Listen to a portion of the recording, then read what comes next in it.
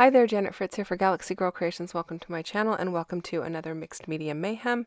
Today we do have an inspiration piece, pardon me, from Angelica de Bruin, and I hope I'm saying that right. So I really like the piece that she did, so I'm going to go with the same kind of photos off to the two sides, but instead of doing the banner pieces that she has, I'm going to do lots of layers with my papers, and I am using 49 and Market, mostly Nature Study. There might be a little, I don't even think there's a little bit of everywhere in there, but there could be. In fact, yeah, I'm pretty sure most of it's Nature Study. So anyway, these are leftover pieces from the Kit Conspiracy that MK and I did back in November of 2023. And then I had some extra pieces of Nature Study that I had purchased that we didn't have as part of the kit. So I just went ahead and added those to what I had here. And I'm going to go ahead and create a layout now. These are still photos of my son on his Boy Scout day trip that we did around the Bay Area, trying different forms of transportation. So, and at this point we are hiking on Angel Island out in the San Francisco Bay, and they are looking for a geocache. So the top photo is me and him. The bottom photo is a picture of one of the dads holding the geocache and what was inside of it.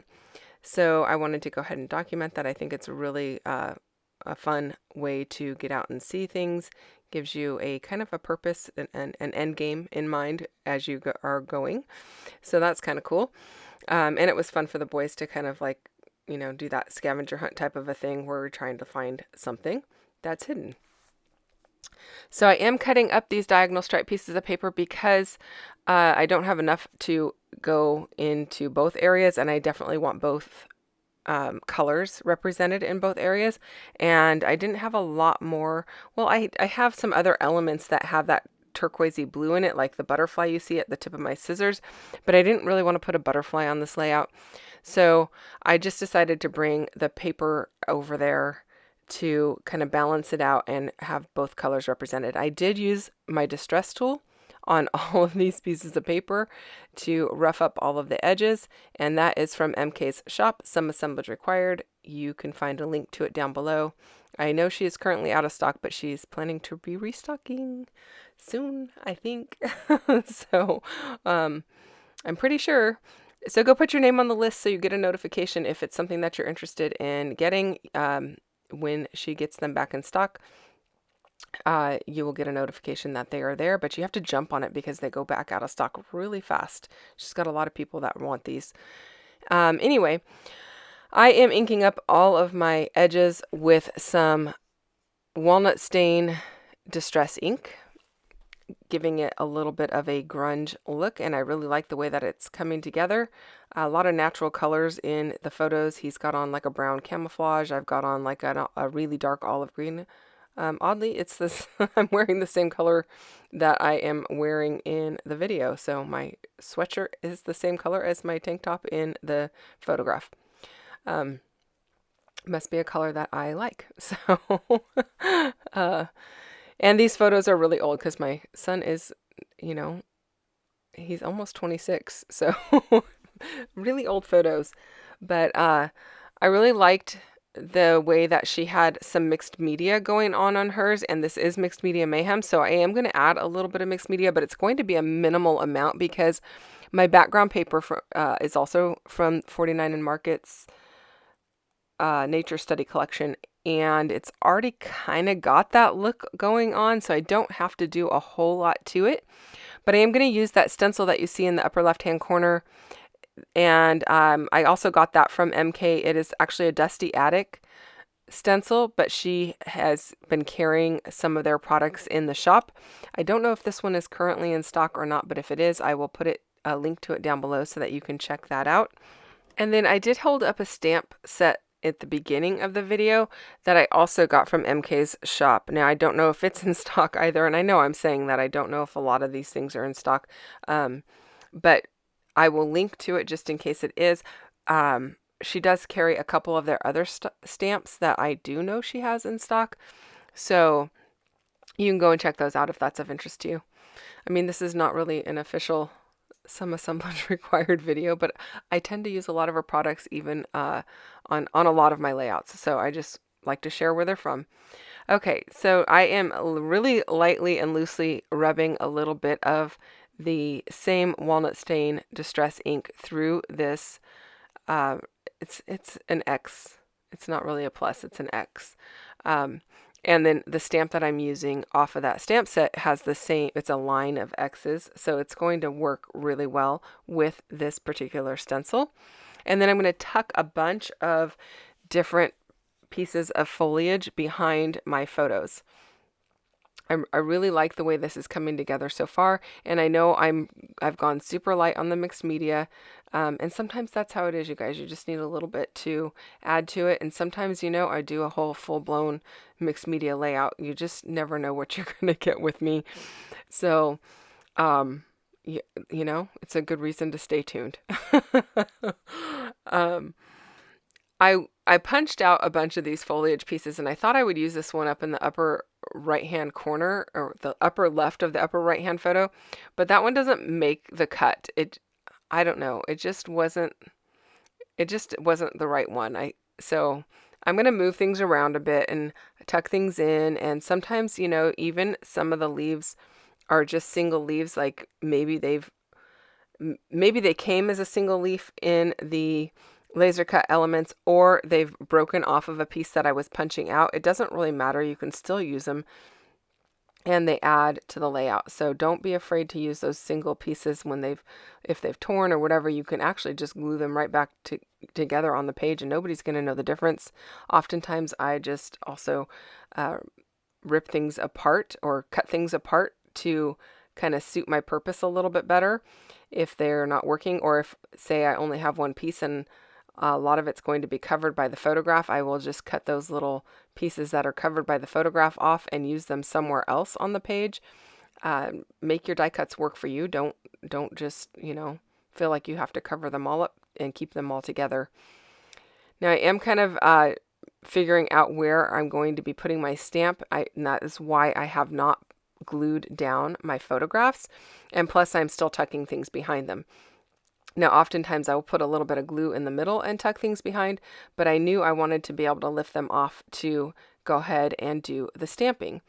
Now, I did pull out some Catherine Pooler ink in, I believe it's Macchiato, and I am using that. And then on a couple of areas, I am doing a double or triple stamping, so you can kind of see the second and third generation stamping is much lighter, and I like the way that looks. Also, mixed media is really not intended to be perfect, so it's perfectly imperfect in my opinion, and so it works well to do that second and third generation stamping, because if it doesn't come out perfect, it's okay. I'm still kind of auditioning that bundle of leaves up in the top right, but at this point I know they're not going to stay there. I just haven't figured out what else I'm going to use. I do want to use these sticks kind of hanging down, these little branches, but again, when one of them is too long, I'm going to cut it off and use it somewhere else. So you're going to see me do that. There is a branch hanging off of the left-hand side also. That's going to get cut off and tucked in somewhere else as well. So all of those little bits and pieces are going to be useful. And then I'm just using these leaves, kind of following the line of the paper and tucking things in to bridge the gaps that might be left behind from adding a leaf here or there. And I'm liking the way it's coming together a lot better now without that one cluster up at the top. I think part of the problem was I only have one of those, and none of those leaves matched any of the other leaves, and so I felt like they didn't really kind of go. And not that they all have to be matchy, but I wanted at least a little bit of a representation of them in all three of my little clusters here, and I just didn't have that many leaves unless I cut it apart, but they were all on the top layer, so it wasn't something that I could easily just cut apart and layer up. So now for this cluster over on the right hand side, I was about to glue some of those leaves down, but they are tucked between the layers and I haven't done my stamping over there. So I'm going to glue down my bottom layers, and then I'm going to lift everything up and do my stamping, and then I'll glue down my other layers. But I almost forgot. I almost forgot to do that stamping. So here's that other little piece of branch that I broke off of that bottom piece. And I know that's a much darker brown. That's okay. I like it. It goes well with the dark browns of the stamping, and I'm not having the entire line of little X's show. I'm just having a few of them, or the top of them peek out. And then when I just did the one in that upper left hand corner of the upper right photo, I just kind of did it at an angle and didn't press down flat because I didn't want it over the top of the leaves. And those leaves are already glued down. Goodness, I'm having a hard time spitting the words out. Okay, so gonna go ahead and adhere this piece to the background. I'm liking how that's coming together.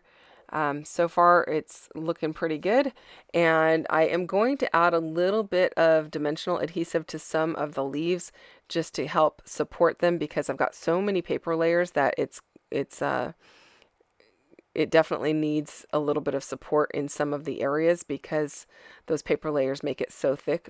49 and Market's papers are so thick to begin with that, you know, once you layer a couple up, it's almost like you've used something a little bit dimensional.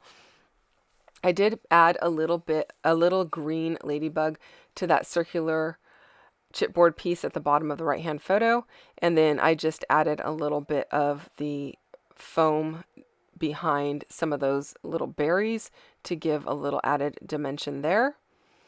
And adhere a bunch of these things down. I want to tell you that we now have a playlist for Mixed Media Mayhem. It is down in my description box, so you can go there and check out what everyone is doing for Mixed Media Mayhem this week. And I have last week's on there and a few, several from prior weeks, so you can check that out as well.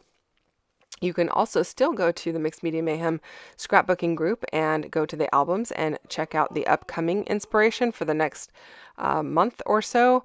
And if you'd like to play along, you can do that as well and join in the fun. If you have a YouTube channel and you want to be added to the playlist, we can go ahead and do that also.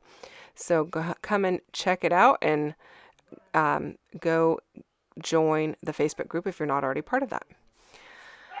Okay, I'm going to go ahead and finish getting all of this stuff just adhered down, and I am not playing along with Follow a Sketch February today because I think the sketch was different than what the inspiration piece was, but I do know that there are several people playing along. I've been playing along with it a few times this month, and I'm going to do a couple more Follow a Sketch Februaries, but you should go and check that out also, because it's a lot of fun.